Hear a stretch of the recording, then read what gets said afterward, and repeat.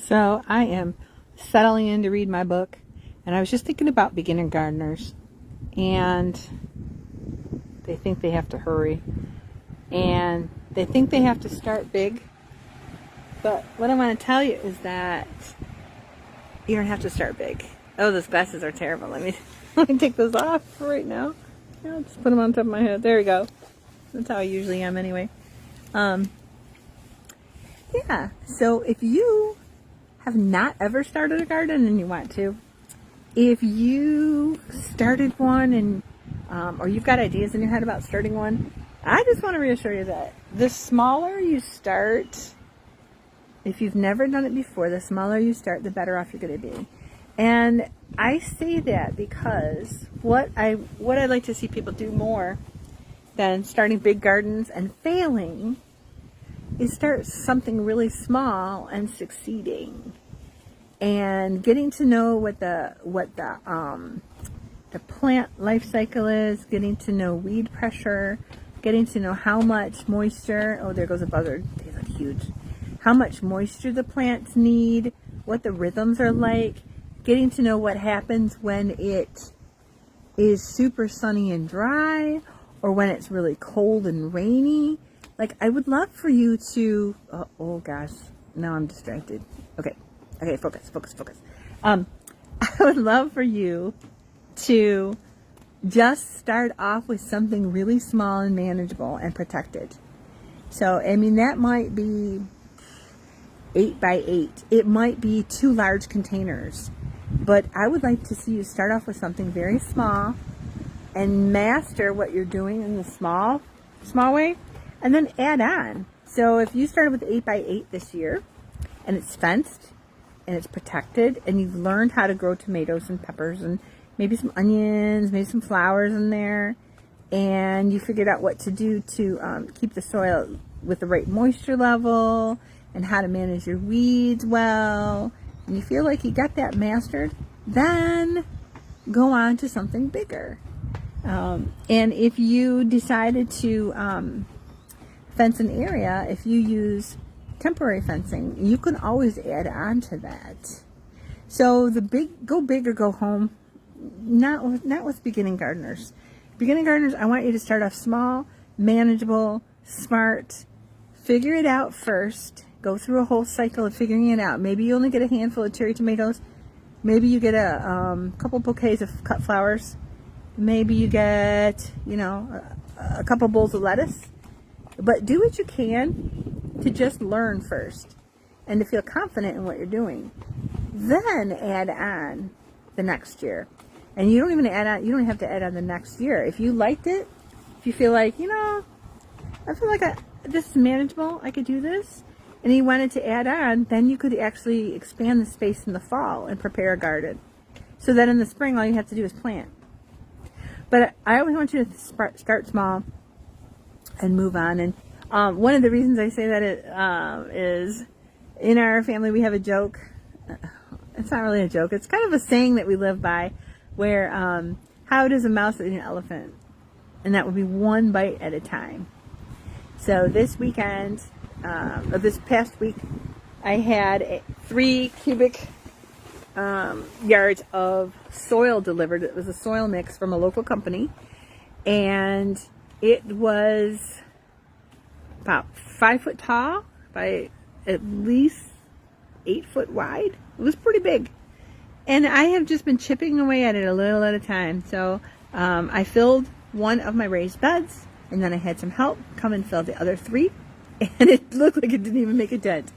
But then I added some soil to the flowers I planted for butterflies along the dog fencing, and I added some more to make the beds like more raised, and to make sure that the flowers that I already planted there have enough soil to manage. And then I said, well, it's supposed to rain this afternoon or evening, so how about I make the pile, because it's kind of getting to be a scattered kind of pile. So I said this morning, why don't I just take a couple minutes and pile it up, and then I will put a tarp on top to keep the rain from washing it away. Because, I mean, why would I go and buy soil and have it dumped if it's going to wash away.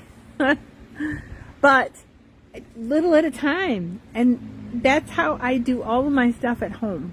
Now, when I make a garden for you, I'm already going to come out and know what the lay of the land is, that where the sun is, where the wind is, where the rain comes, where critters might be, what kind of critters you might have, what the soil is going to be like. I'm already going to know all that stuff, the spacing and things like that. So when my crew and I come in, I've already made a design for you. I've already either built the beds or given you the DIY plans. And we're going to get it done in a day. A lot of times it's half a day. So for me, I do it slow and steady. And if you're doing it yourself, just do it slow and steady. Little bits at a time. Just chip away at your project a little at a time.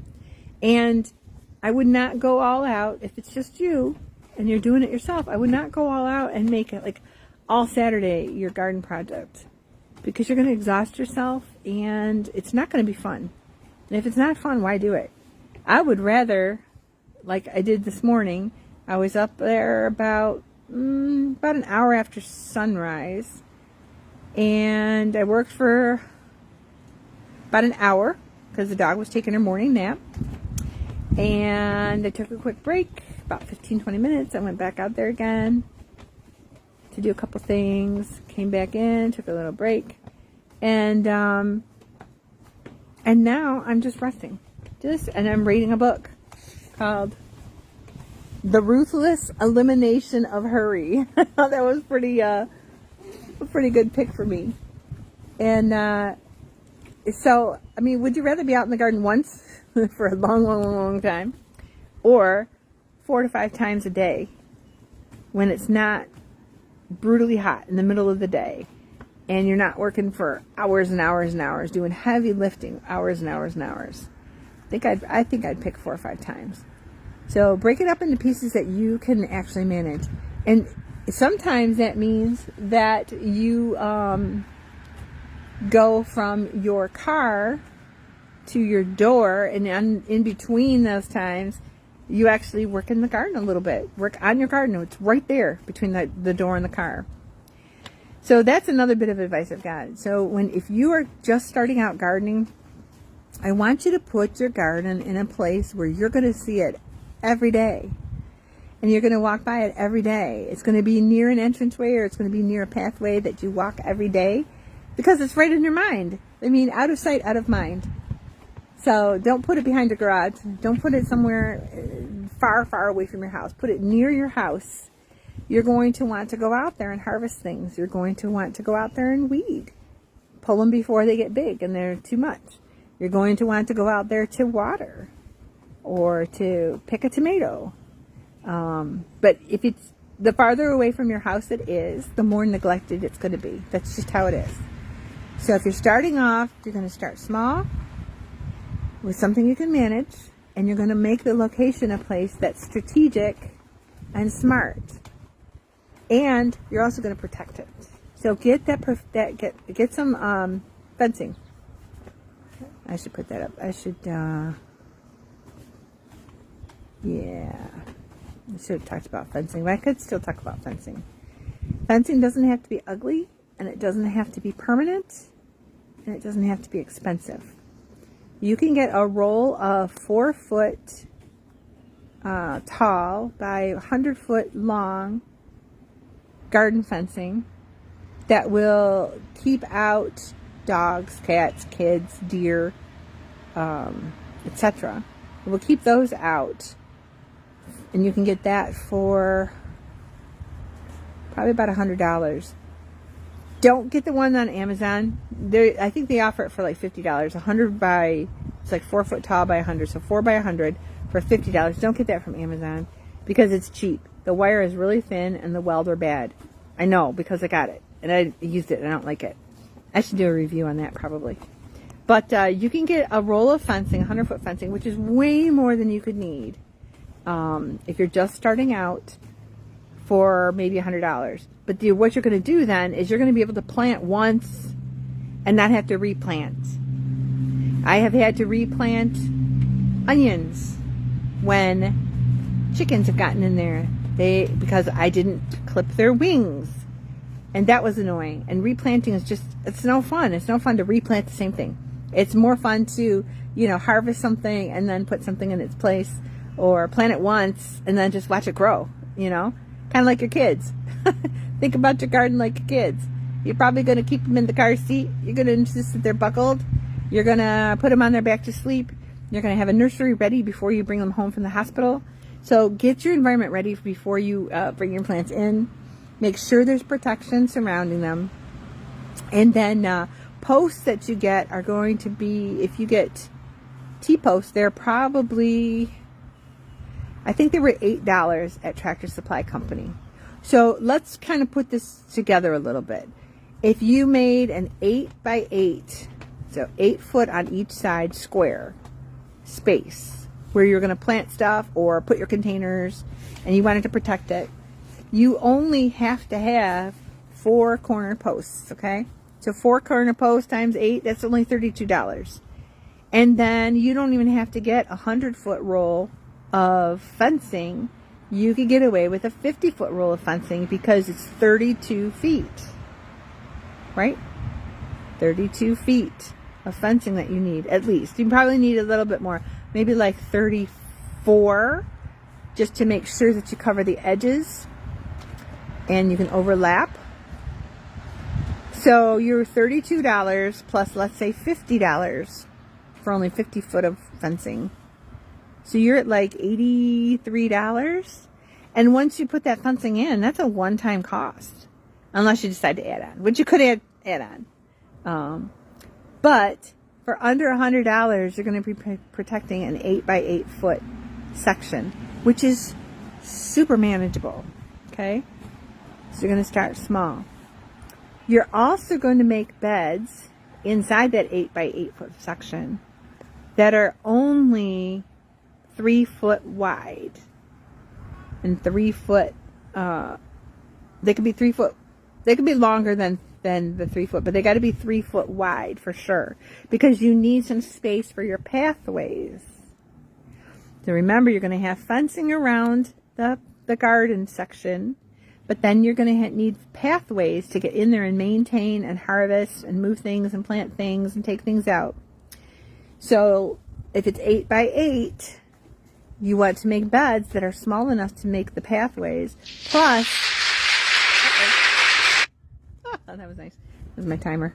They need to be small enough to make the pathways. Plus, the beds need to be narrow enough that your arm can reach. So if you need to, measure your arm as it's reaching towards something and see how long it is. People are usually 1.5 foot to 2 foot long for their arms. So you don't want to make a bed that is 5 foot or 6 foot wide, because you can't reach the middle without stepping in there or without putting a pathway in there. And so if you did 8x8 with some fencing, made your beds 3 foot wide, that would give you at least a foot of pathway on a couple sides, so you could maintain the beds and have fun doing it. And then don't get all fancy. Don't get fancy. You can start it in grass. And the way that you would start it in grass is you lay cardboard down on the inside of that fencing area, and then put soil on top. And you can either scatter seeds in your areas that you want to plant, or you can actually plant plants in there, and then make sure there's enough soil to cover the root zone. Water them in, and you're done. And what happens is the cardboard smothers the grass. As the grass is dying back, it's providing nutrients to the plant structure that's in there, and the soil is getting roots from the plants. The plants are making roots inside the soil. So it's really, really simple. Cardboard is free. You can get cardboard for free. Soil, if you got a bag of compost, it's about $6. You don't have to get fancy stuff either. You could mix compost and topsoil, and compost and topsoil. So if each bag is $6, so 4 bags total, that's $24 to make a little bit of a raised bed in one of your areas. And so if you're going to put 2 beds in there of 3 foot wide, now you're at about $50. So if we spend about $84 on the fencing for an 8 by 8 foot section, then we spend about $50 on soil. And cardboard's free. Now we just got to secure seeds and plants. And if you were to join a local garden group, I am sure there's lots of people that are willing to give them to you or mail them to you, or you come pick them up. You can join a free cycle group. You can join buy nothing groups. And a lot of times they're going to have free stuff for you to get. So once you've made your garden nursery, again, small, start small. It doesn't have to be 8 by 8. It could be a couple containers. But once you've made that garden nursery, now you're ready to bring your plants home, right? So that's all I want to say. I think my lunch is ready. I got to go get it. But I was thinking about y'all. And if you want more tips about beginner gardening, I suggest you check out my YouTube playlist, Know Better, Grow Better, where I have a whole series. They're kind of short. They're not real long. Maybe under 15 minutes each, if that. Under 10 minutes, I think. And it walks you right through the plant life cycle. It gives you all the terms that you need for gardening, that you hear, and you're like, I don't know what this is, or I don't know what that is. It's all in there. And it's free for you on a playlist called Know Better, Grow Better on my YouTube channel, The Lazy Northern Gardener. So that's all I got for you. It's a beautiful day. Beautiful day. Enjoy it while you can. And do not go big or go home. Start small and then get bigger. If you like. Start small, get mastery, and then move on to the next phase. That's all I got. Thank you. Bye.